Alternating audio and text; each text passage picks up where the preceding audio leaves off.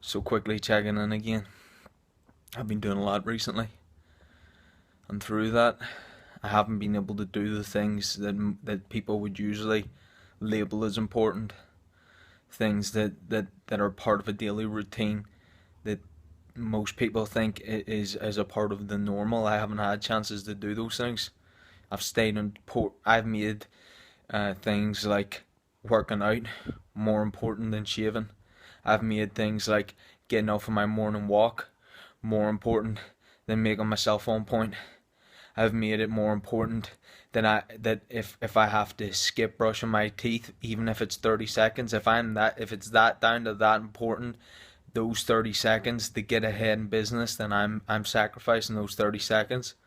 I advise that you do the right thing, you do what's best, and those things are important, but they are not as important as the workouts, as showing up early and making the sacrifice when you need to make the sacrifice.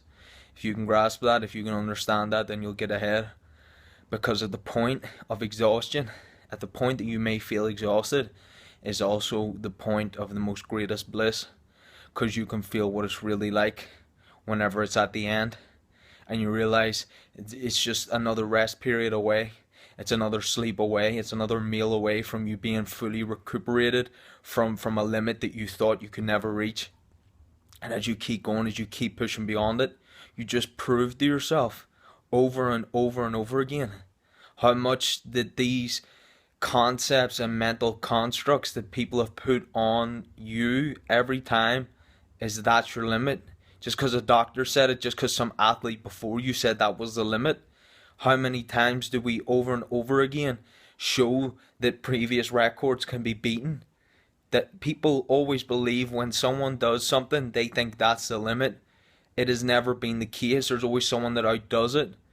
That's how we began to believe we could fly in airplanes, to creating it. That's how we believed that we could be some of the fastest runners.